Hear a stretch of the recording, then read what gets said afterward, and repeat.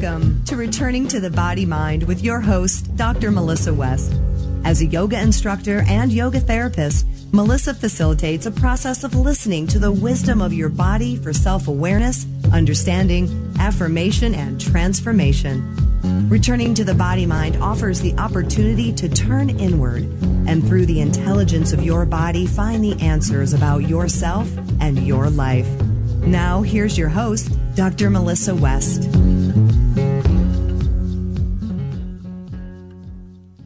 Well, good morning and welcome to Contact Talk Radio. You're listening to Returning to the Body Mind on Wednesday, January the 20th.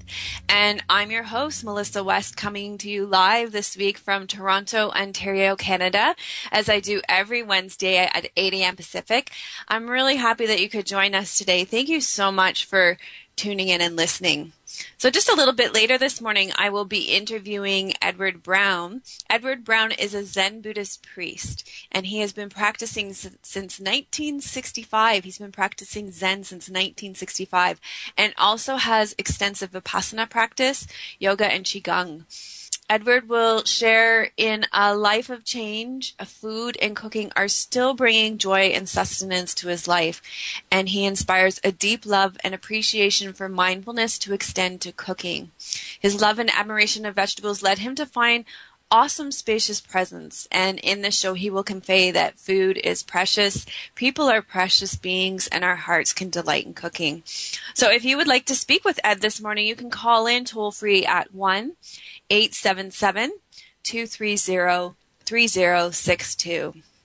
Well, I am just back from a week away at Phoenix Rising Yoga Therapy Training Center. I had an absolutely wonderful time there. The town of Bristol, Vermont is just really a great little town of about 3,000 people in it, and it's just nestled right down within the mountains, and the training center is fabulous as well.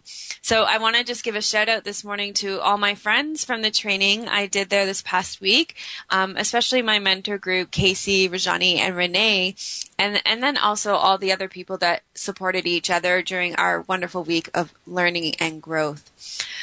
So this morning, I wrote this article before I left, and some of my students were teasing me about it last week because there was a lot of fear around driving myself for 7 hours from Toronto to Vermont, and the fear of the unknown of going into a training where I didn't know anybody. So I wrote this article last week about winter and the dominant emotion of winter being fear, because according to traditional Chinese medicine, water is the primary element of winter, and it is represented by the kidneys and bladder and adrenal glands. And these glands and organs are associated with the emotion of fear. So according to traditional Chinese medicine, dominant organ is fear, and dominant organ is kidney, bladders, and adrenal glands, and the emotions associated with it are fear. So the kidneys sit right at the back of the body, just under the rib cage, and the adrenals sit right on top of the kidneys. And so that really just creates this seat for the adrenal glands. And in traditional Chinese medicine, the kidneys are literally seen as the seat of fear in the body, since the adrenals are responsible for releasing adrenaline in the body when we are faced with stress. So, when I first kind of looked at this, I thought, I don't really have much fear in my life. And perhaps we really don't for the most part from a real animal perspective. It's pretty safe to say that the majority of people will never meet a tiger in the jungle and have to outrun it. So fear is a natural instinctive response when our survival is threatened.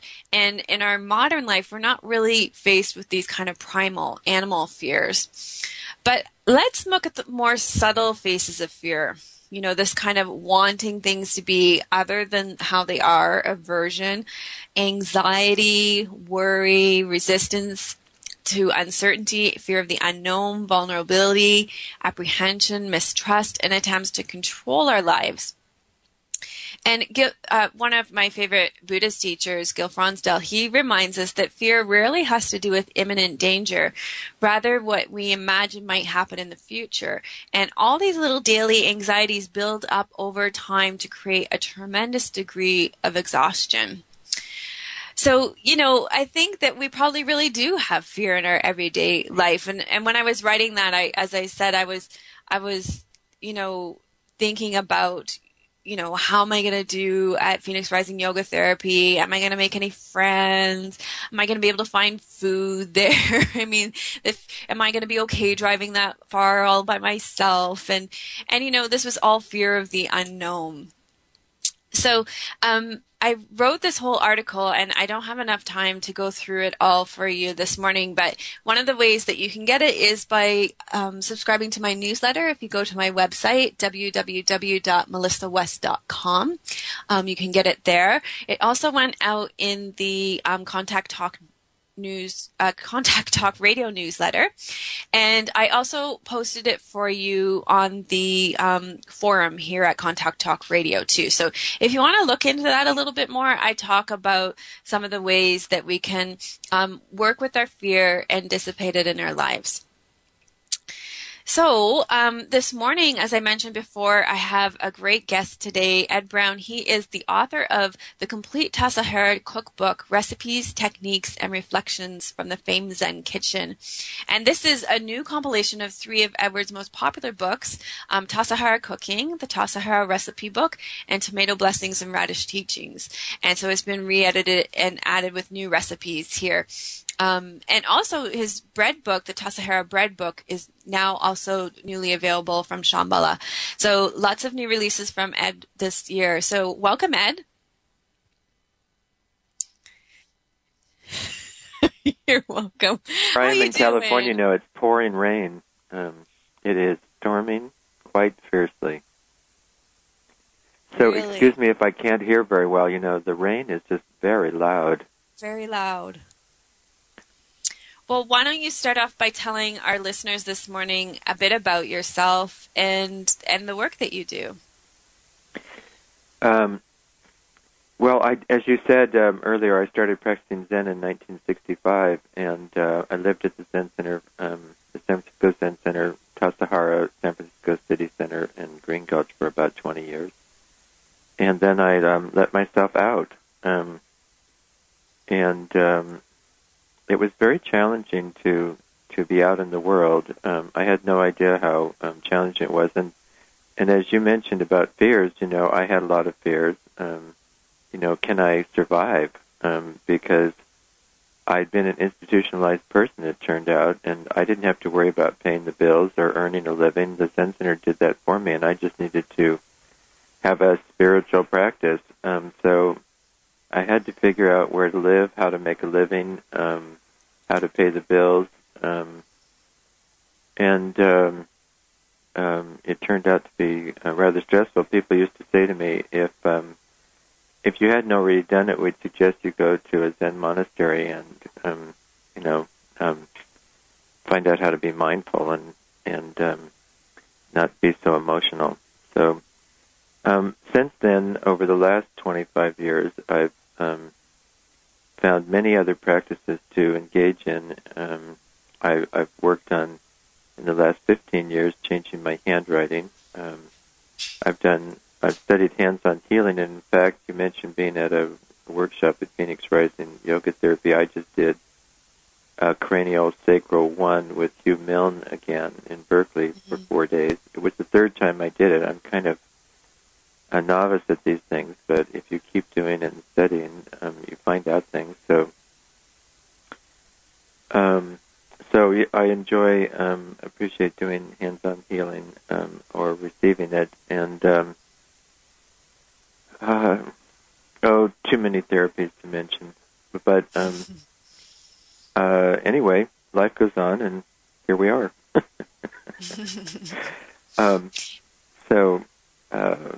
And then cooking, I've continued to cook all these years, because you mentioned that, and I teach cooking classes from time to time. I'm especially interested in, the difference between empowering people to cook, and as opposed to following recipes. Mostly, whether it's cooking or our life, we think there's a right way to do it, and that if you do what you're supposed to do, you'll get it right. Things will come out the way they should, and they don't. No matter how much you try to do what you're supposed to or follow the directions, things don't come out the way they should. And it's so the basic Zen principle here is, to let things come and abide in your heart, let your heart return and abide in things. So I encourage people, we do very careful tastings in the class.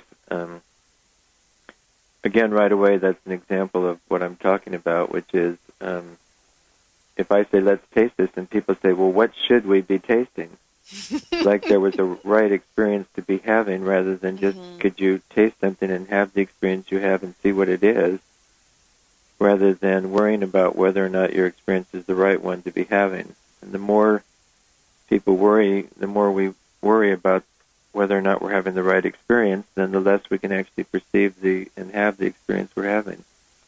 So this is a basic shift, whether it's in cooking or in meditation or in the rest of our life, to can we experience what's going on and respond to it, be with it and respond to it, rather than try just continually to have the right experience.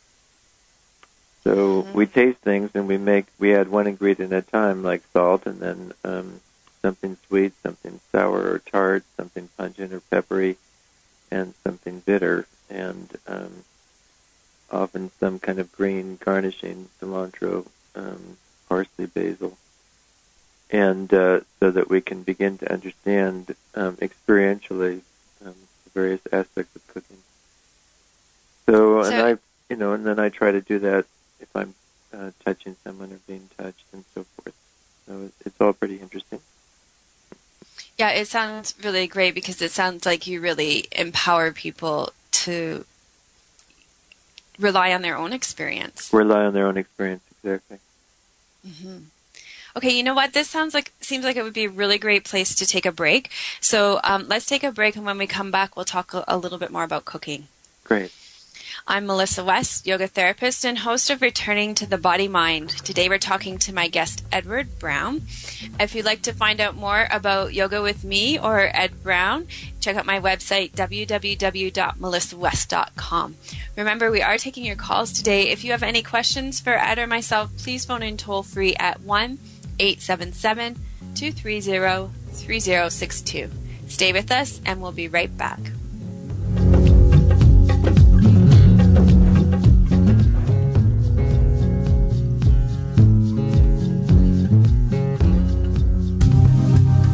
Discover a powerful mind-body system that has helped thousands of people achieve inner peace and fulfillment.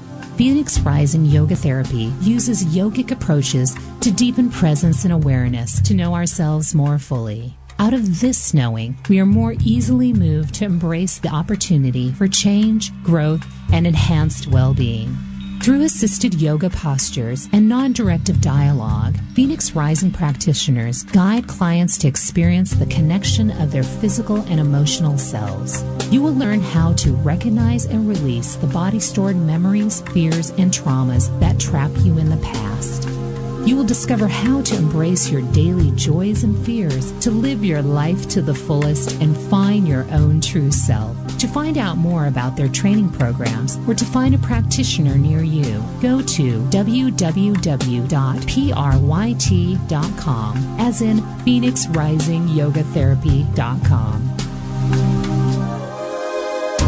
Begin your career today in Thai massage or expand your current massage and healing modality. Thai Massage Toronto courses are ideal for massage therapists, yoga, Pilates, and fitness instructors, or anyone interested in learning this dynamic ancient art form. Thai Massage Toronto is approved by the NCB, TMB, and CMTO as a continuing education approved provider. Begin your career today. Deanna Villa, Master Teacher Practitioner and Doctor of Natural Medicine, offers 12 years of therapeutic hands-on experience and teaches internationally. TMT is an accredited school. Visit them online at ThaiMassageToronto.com. That's www.ThaiMassageToronto.com or call 416-234-0011. Want to practice yoga with Melissa in your very own home?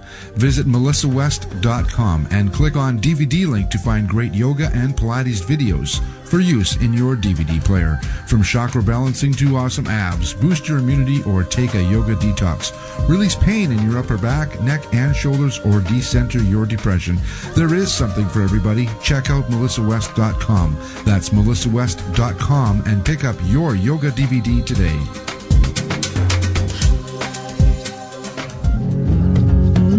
You're listening to Returning to the Body Mind with your host, Dr. Melissa West. To talk to Melissa during the show, call toll-free 1-877-230-3062. Welcome back. I'm talking to my guest today, Edward Brennan. We're talking about his Zen practice and healing arts, and we're talking about cooking. But just before we go back to our discussion today, I want to thank all my listeners who have signed up for my newsletter each week. Everybody who signs up receives a free newsletter each Tuesday, but also a free chakra balancing e-course, which I designed to help balance the energy centers in your body. So I really enjoy sharing, my pieces of growth with you each week. And so I would love for you to sign up for that. And also included in the newsletter is information about my free weekly yoga video podcasts, as well as who's coming up as a guest on my radio show. So if you would like to sign up for that newsletter, you can go to my website, www.melissawest.com, and put your email address in the box in the middle of the page. Now, also a couple of other things, to let you know about this morning. I did start a meditation group last month, and I will have you know that I did consult with Ed about that. We spoke about it before the show, I think about a month ago, and we had our first meeting, and it went really, really well. And so our next meeting will be Sunday, February the 14th, Valentine's Day, at 9:30 a.m. So if you would like to join us, we are just east of Toronto here. We're meeting in Pickering, Ontario. You can email me at info@melissawest.com for location and details. And this group is free in exchange for your commitment to a daily meditation practice. So another thing that's new this year in 2010 is a real desire to increase community within our yoga world this year. And, one of my past guests, Michael Stone, spoke on the radio show about this, and he really inspired me to do some more things like that. So we're going to be holding some vegan potlucks this year. And our next vegan potluck will be Friday, February the 12th at 6:30 p.m. So if you are interested in attending, again, let me know and just send me an email at info@melissawest.com, and I will send you the information for that. And then one of the ultimate ways that I like to foster community within our yoga circle is through yoga retreats. And we have one coming up. The next one is February 26th, 27th, 28th, so just a little more than a month away. And this is just a wonderful weekend to get away, recommit to your practice in the middle of winter when, the winter blahs can really start to weigh heavily on us at this time of year. So the next yoga retreat is February 26th, 27th, 28th. And, even if you don't live in the area, I encourage you to make a road trip up here. I had such a fun time on my road trip to Bristol, Vermont, and that was about a 7-8 hour drive. So if I can do it, you can do it. And it would be great fun to meet some of our listeners up here. All right. If you don't live in our area and you want to be part of our community, then I encourage you to check out Namaste Yoga at www.namasteyoga.blip.tv. I will be recording and putting up a new episode at the end of this week, so you can look forward to that. Now, before the break, Edward and I were talking about cooking, and I know it's one of Ed's passions as it is one of mine. So, Edward, I'm wondering if you can tell us how cooking can become our practice. Well, things become a practice when you, are shifting, as I mentioned, from getting it right to carefully experiencing, carefully as you can, experiencing what's going on, how things actually happen and work. when I've done hands-on healing work, and I studied for a number of years, and now I teach occasionally something I call mindfulness touch. And we practice, in that sense, mindfulness, not judging good, bad, right, wrong. And I try to teach people to do this in cooking, and it's the same way. The more that you experience something without judging it, then you can actually receive it and know it, and you can appreciate, the virtue of something being the way it is. And then you can sense how to work with that, or how to your appreciation of something being the way it is helps it to express itself, and you can study how to bring out the best in it, rather than telling something how it needs to be to make you happy. Mm-hmm. And it's a big shift in cooking to go from, and I'm not the only one who teaches this, by the way. An old friend of mine from Canada, Dennis, who was the cook at Esalen for many years ago, said when he was at the Culinary Institute of America, it was just the other CIA in Hyde Park, New York, one chef used to come around and say, "Chef, what are you making?" And you'd say, "Carrot soup." And then he'd say, "What should carrot soup taste like?" And you were supposed to say carrots, because sometimes people feel like, well, the taste of carrots isn't good enough, so we need to put in some pineapple and some ginger and some red chili and some fresh basil, and doesn't that taste great? But you can't tell anymore whether it's carrots or yams or winter squash.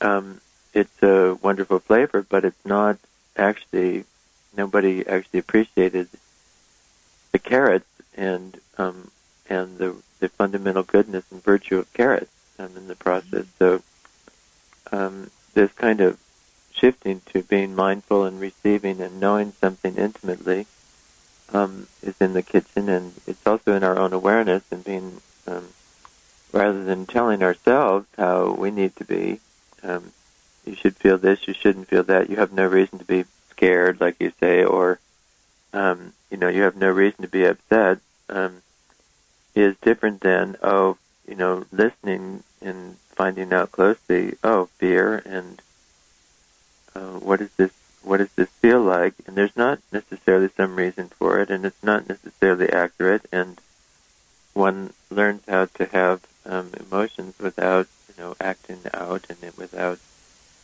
and one can restrain one's initial reaction, and then sense out, how to respond to something. Well, and then inside as well as, but for me, cooking was a great place to work on this and start with how to experience things closely. Mm-hmm. And then, one thing you say, or one of the comments about your DVD, Cook Your Life, is that people comment that you are an incredibly emotional person. Yeah, I am. And it's a challenge being an incredibly emotional person, because it's not, it's in the parlance, uncalled for. That was uncalled for. And recently there was an article in a local newspaper, because the Complete Tessar Cookbook came out, and the woman said, it's hard to imagine that he's a Zen teacher, or that he's been meditating for 45 years. He seems really fidgety, and he's hopping up and down to serve me tea and cut, fruit from his trees outside for me. Well, it's like, well, what was I supposed to be sitting there and having my acolytes, make her tea? I don't have acolytes. So I don't know who's going to serve her tea if I don't. Anyway. But it's an example of, people have images of what a Zen person is supposed to look like, and then, it takes years to get away from your image. You start doing a spiritual practice, and spiritual people are calm and focused and centered and peaceful and, basically kind of non-reactive. And you have to do a lot of shutting yourself down in order to be like that. And it seems useful for a kind of, period of time in one's life to really put the damper on one's habitual responses to the world, and see if one can find out what's going on. But in the long run, it seems useful to know what you're feeling and be able to tell others what you're feeling in a way that they can hear and receive. And that's a whole other skill too, which is, although I'm, not an expert on it or anything, I certainly study communication skills, with Marsha Rosenberg and communication options with Dan Clerman and Moody Business and so forth. So I keep, trying to apply the same principles in a lot of different areas. Yeah, and as you're speaking, it reminds me of some of the experiences that I've had this past week. And Elisa and Karen, who head up Phoenix Rising Yoga Therapy now, there's a big sign over their office door, and it says, "It's okay to have too much fun." Oh, yeah. There's that too. Which I love, right? Because you're right. People sort of assume that if you're yogis, you need to just quiet that part of you that wants to jump up and down and be crazy and have fun and dance and yell and scream, and really that's not very accepting of your human experience. Yeah. Yeah. So it seems useful to find ways to embody the energetic, to embody one's energetics. And sometimes that's in dance and movement and singing, or and then it's in qigong and yoga, and there can be a lot of vitality in that when one gives oneself permission. At the same time, at my cranial sacral workshop, I was asked. Each of the students, there was about 31 students, and there was 8 or 10 teaching assistants, which was really quite remarkable. It's one of the great things about these workshops with Hugh Milne.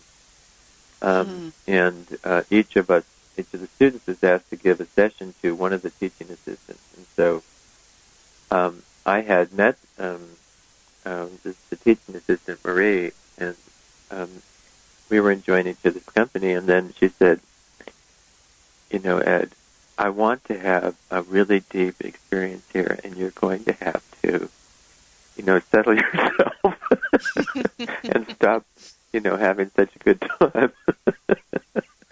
Just being lighthearted about things.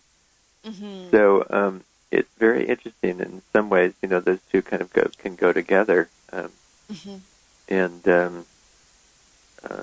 And I certainly appreciate both of them. The capacity to be exuberant and energetic and have too much fun, and then the capacity to really to focus and be settled and clear.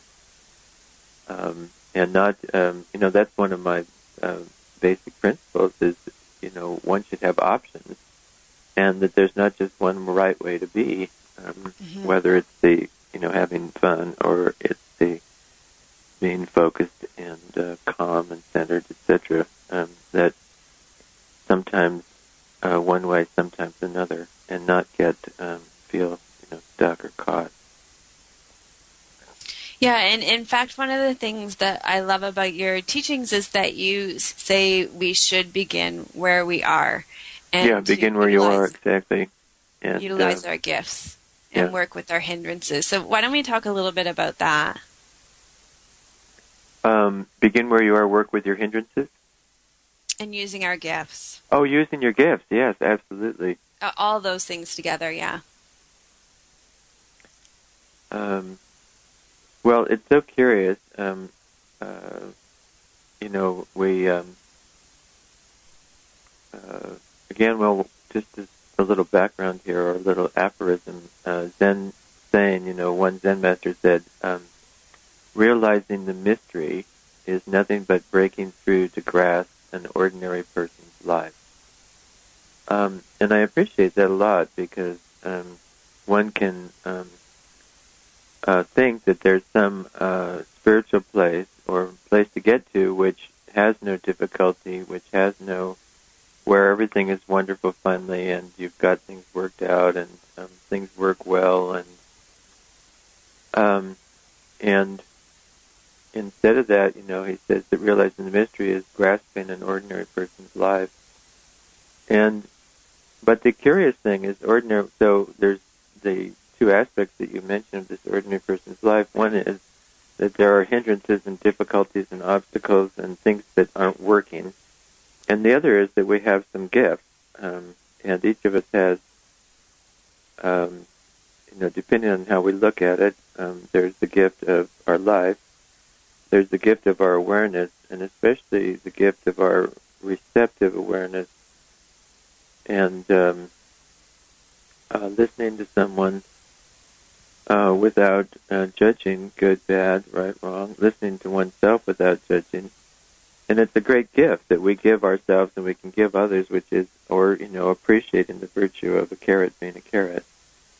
And the wonderful goodness of carrots. And then, so that's a gift in the largest sense is, our capacity for awareness and to receive things. And that sort of gift, for instance, in the craniosacral class I was just doing, Hugh emphasizes, open your heart, receive your experience with your heart.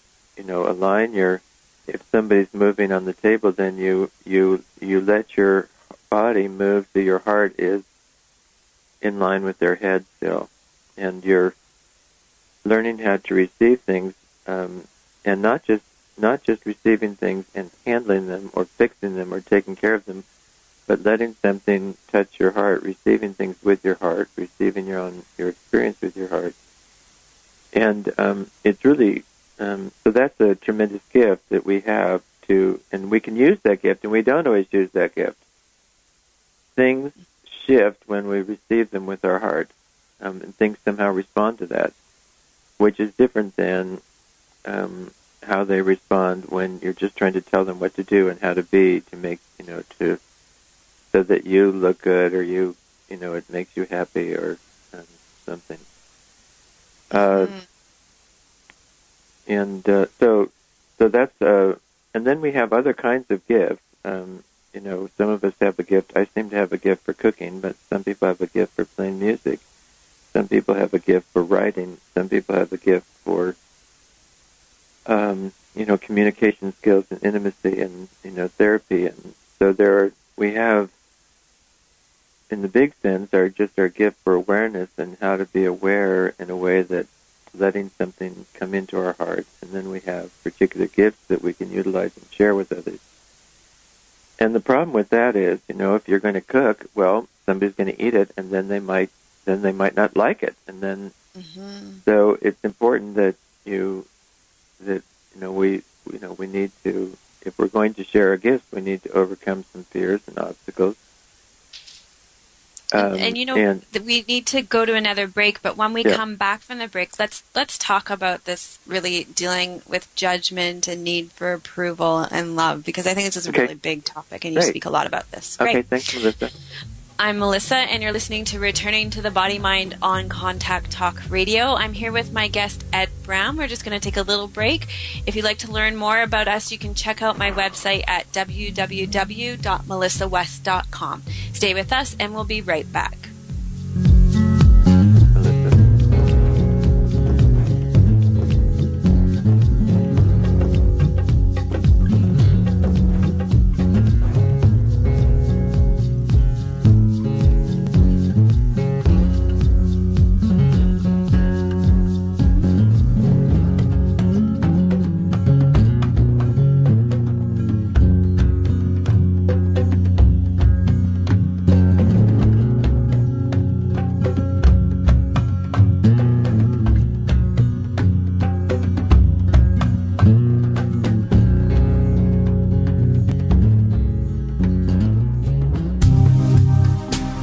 A powerful mind-body system that has helped thousands of people achieve inner peace and fulfillment. Phoenix Rising Yoga Therapy uses yogic approaches to deepen presence and awareness to know ourselves more fully. Out of this knowing, we are more easily moved to embrace the opportunity for change, growth, and enhanced well-being. Through assisted yoga postures and non-directive dialogue, Phoenix Rising practitioners guide clients to experience the connection of their physical and emotional selves. You will learn how to recognize and release the body-stored memories, fears, and traumas that trap you in the past. You will discover how to embrace your daily joys and fears, to live your life to the fullest and find your own true self. To find out more about their training programs or to find a practitioner near you, go to www.pryt.com, as in PhoenixRisingYogaTherapy.com. Listening live right now? Join the party. Visit our chat room at contacttalkradio.com. Begin your career today in Thai massage or expand your current massage and healing modality. Thai Massage Toronto courses are ideal for massage therapists, yoga, Pilates, and fitness instructors, or anyone interested in learning this dynamic ancient art form. Thai Massage Toronto is approved by the NCB, TMB, and CMTO as a continuing education approved provider. Begin your career today. Deanna Villa, Master Teacher Practitioner and Doctor of Natural Medicine, offers 12 years of therapeutic hands-on experience and teaches internationally. TMT is an accredited school. Visit them online at ThaiMassageToronto.com. That's www.thaimassagetoronto.com or call 416-234-0011. Have you heard the news? Now you can download Melissa's much-loved yoga classes each week. Visit www.melissawest.com to download and subscribe to Melissa's free weekly video podcast featuring her Hatha yoga classes. This yoga video podcast will allow you to integrate your physical, emotional, intellectual, and spiritual bodies through yoga with Dr. Melissa West's personalized yoga instruction.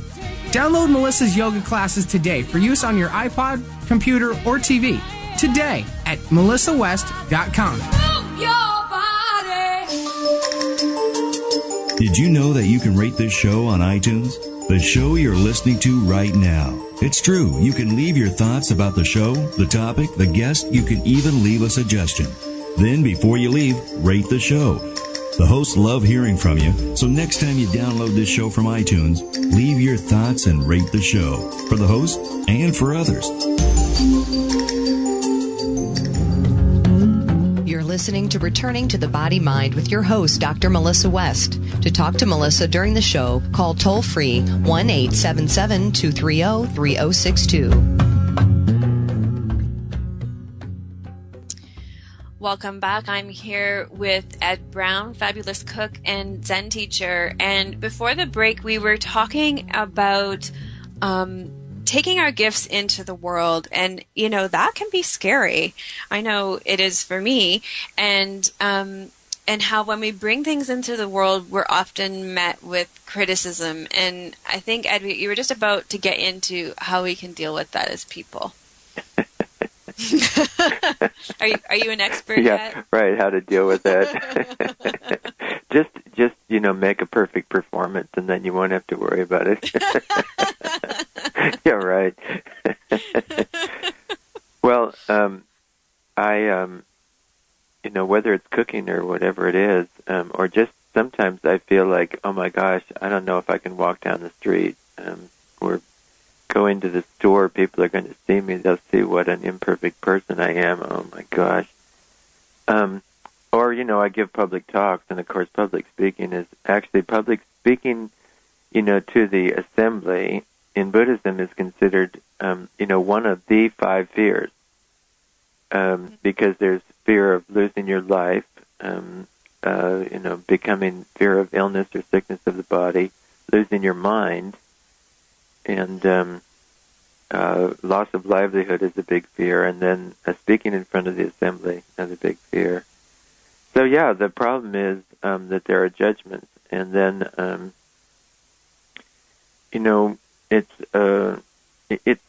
it's pretty challenging because one is tempted to think that there is one reality, and to forget that there's my experience and there's your experience, and everybody has their own experience. So when somebody says that something is not good or is unpleasant or distasteful, then yeah, that's their experience.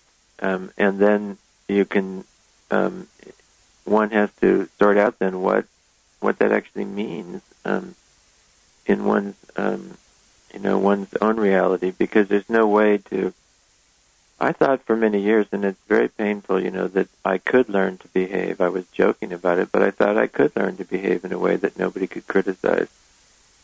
And it turns out people have their experiences, and I can't do anything about it. I can't stop them from seeing me the way that they see me, or seeing what I do the way they see it. And some people like it, and some people don't. And so I've studied, that I want to offer my gifts or share what I have to share, and I've adopted one of the strategies I've decided on, and working with various people along the way at times, is to let other people not over-censor myself so that nobody else can censor me, not overly criticize myself so that nobody else can criticize me. And one of the basic, strategies in that regard is, it's useful to have a judge, or one's own judge or own critic. And if you're not careful, then that judge will say, you have to be careful about offering your gift or sharing what you have to share here, because other people aren't going to like it, so you better just keep it to yourself. And it's very tempting then to believe that your own critic or judge and say, yeah, you're right, I better not express myself here. So the alternative is to say, well, excuse me, but maybe you could let me express myself here, and then I promise, I'll check back with you when I'm finished, and you can let me know how I might have done things differently. And so rather than, and to me, that finally is the more useful kind of strategy, that you give yourself an opportunity, in other words, to make mistakes and to not get it right, and then you can check back later with your critic and other people's critics and see what you could have done differently. And if you just never are going to do that, then how do you don't get to express much of anything, and you're not going to. I spent 20 years meditating, and I still wasn't going to be able to express myself in a way that that everybody liked. Right. And this is the myth of meditation, is that somehow if you could just meditate, and then somehow you would be magically skilled at intercommunication, communicating with others, or magically skilled at cooking, or magically skilled at. No, you have to practice, doing things, practice expressing yourself, and putting things out there, and then then inviting your own critic back, and then looking at things pretty carefully, and being willing to hear, like, well, some people just don't, they're not your audience, So you study how to find your audience, as well as sharing your gifts, and you're not going to, because everybody's not going to be your audience, and of course the challenge is if you're living with somebody who turns out to not be your audience. Mom and dad and son and daughter. Then you're kind of extremely challenged there, and so in the Zen sense, that's something to chew on for a while and see what you come to. Well, the other gem of what you were speaking of, especially with your recent training, and I know it's a big part of your work, even outside of the craniosacral therapy training that you've most recently done, is that you talk about living from our hearts rather than from our heads. Yeah. Exactly. I think this is really challenging in our culture to do this. Yes. It doesn't mean, living from your heart doesn't mean to ignore your head. It means that your head is at the service of your heart, rather than, your heart being at the service of your head, or being, basically neglected by your head. And yes, it's challenging in our culture, and I think it's, and I don't know, it's also, something, probably it's sort of more challenging in our culture perhaps than other cultures, but on the other hand, it's also something about being a human being, and being incarnate is because when you're younger, you do want to find out about what's the shared reality and how to behave in a way that's socially acceptable, and etc. And then, one spends a lot of years re-owning one's heart and reincarnating and moving back into the body, back into the heart, which is implicit in yoga and meditation, is that you're moving back into the space that's there below your head. Okay, so that sounds kind of and so it does take some courage. Yet abstract right now. So give us an example. Tell us a story. Did we lose Ed, maybe? No, I'm here. I'm just trying to... Okay, he's thinking of a story. The pressure's on. I'm seeing if I can come up with a story here. It is one of your gifts. Well, I don't know. One of my gifts seems to be, and again, some people like it, some people don't. But one of the things that people appreciate me is, or say that they appreciate about me, is to be self-revealing. And I think one of the things that means for me is to be able to cry. And I think when you move back inside, there can be a lot of tears, and the tears are, it's the energy, and it's one in one's head, because in the head one doesn't believe that tears are acceptable or appropriate, or I don't want to cry here, I can't, and then when something is painful or feels hurting, one can get angry or upset, and then tell the world how it needs to behave so that you don't feel like crying anymore. And it's not going to work. I don't know. In my world, it's never worked. It's only worked up to a point. And at some point, for me, to be in my heart is to be able to feel the sadness and the pain, the difficulty in the world and in my life, and to receive that and to let that vibrate through me. And sometimes what's vibrating through me is tears. Now, Ed, I'm sorry, but we've run out of time on our live show right now. So how can people find out more about you, your website, and you have other great Dharma talks available on your website? Yeah, there's a number of talks on my website. The website is peacefulcsangha.com. Peaceful, calm, peaceful, C, S-E-A. That's my Buddhist name, Peaceful C. What did my teacher know? Anyway, and Sangha is S-A-N-G-H-A. Sangha is the Buddhist group. And at the Peaceful C Sangha, there are a number of audio talks available.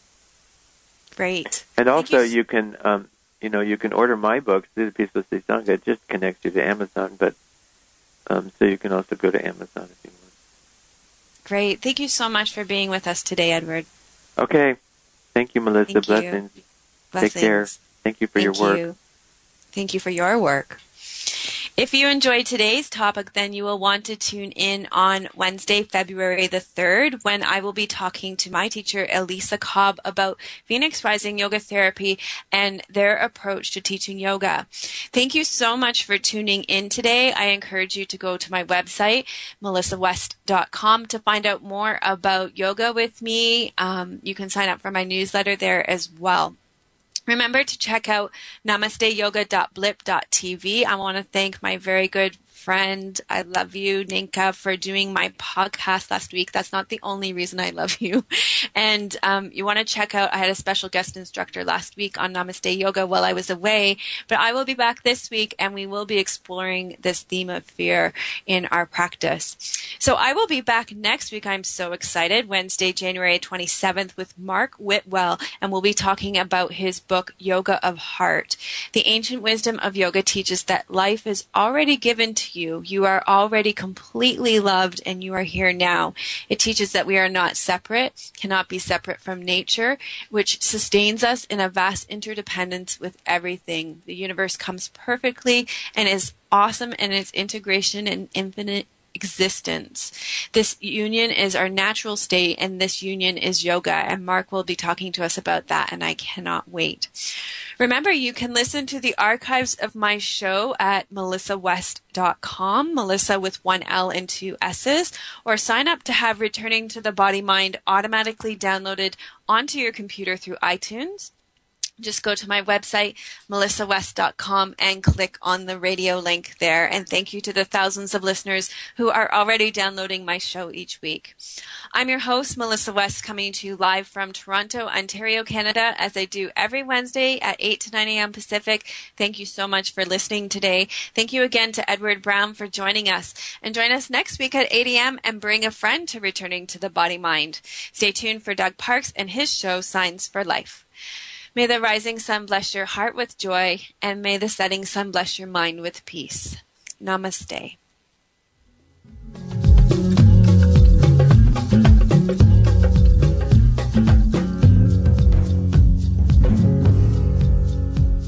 Thank you for listening to Returning to the Body Mind with your host, Dr. Melissa West. To pick up a yoga video or to download a free weekly video podcast of Melissa's yoga classes, visit www.melissawest.com. That's www.melissawest.com.